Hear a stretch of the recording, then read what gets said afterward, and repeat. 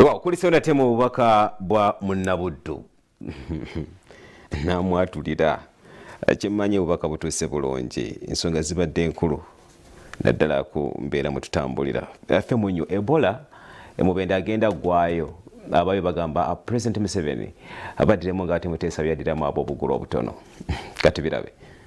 Oluvannyuma olukiiko oluvunaanyizibwa ku kulwanyisa ekirwadde kya Ebola emubende nga luli wamu n'abasawo ku ddwaliro lya Mubende Regional Referral Hospital okusibula abalwadde bana ababadde bajjanjabibwa ekirwadde kya Ebola okuva e Mubende ne Kasanda.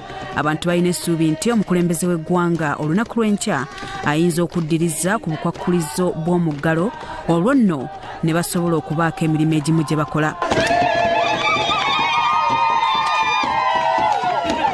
Tetukyalina mulwadde yenna mu ddwaliro, eddwaliro kati tuligadde era tusaba Katonda tutambulire wano. Abamu ku batuuze bano baagala waakiri omukulembeze w'eggwanga akkirize motoka z'olukale okuddamu okutikka abantu waakiri ekitundutundu kwabo abatikkibwa mu mateeka nga bwe gwali mu muggalo gwa COVID-19. Kakati badde tulowooza abantu badde bakatandika tuvudde mu COVID, abantu batandise okuddamu okubaako okuyungayunga bafune endasi mu byenfuna.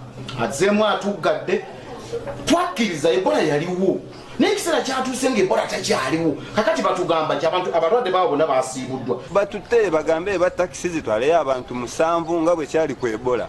Ensonga eyo tubeere nga naffe abamu tusobola okuliisa ku bantu baffe ewaka tupangisa tuli mu looni twewola ssente owa looni ye bw'ajja akulaga bo babakkiriza. Bano tebakomyawo bategeezezza ng'embeera y'abakuumaddembe abakwasisa amateeka naddala mu biseera bya kafyu bweyongedde okubakaluubirira nga kati buli musirikale akola by'ayagala. At least mu kwogera kwa President kwempuliddeko nti ajja kwogera olunaku lw'enkya nandisuubidde nti ajja kututaasa ekisooka bano abasirikale abazze nga basolooza ne ssente ku bantu balinga abanoonya Christmas yanditutaasiza abo n'abatugirawo.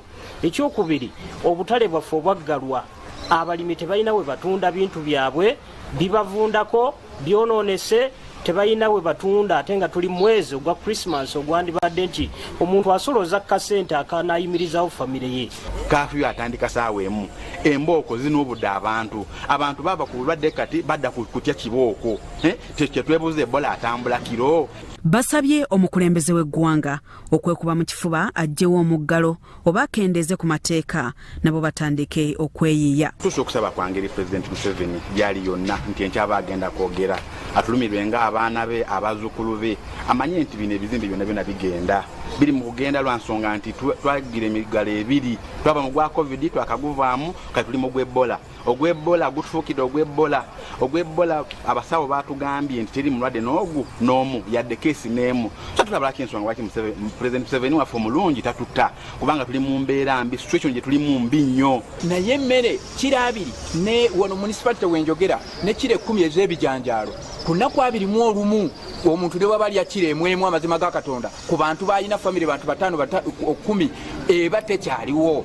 Kati botunulira nga babongeramu ennaku 21 nazo ne ziggwawo kitegeeza abanga yali ku hafu y'akawunga kati olwaleero bw'onyongera ennaku endala 21 kitegeeza nti omuntu atagendedde ddala kufa bufi. Ne kabineeti yo ku luno bw'otuula ku TV tewandituwadde birango bya kwongerayo muggalo tuggulewo Mubende efa simanyi oba eyina ekizibu kyeyakukola nakyo kyogereko tukimanye otute tube nga tusobola okwekolera. Bya Sebadduka Emmanuel, Sauti TV Omunyo.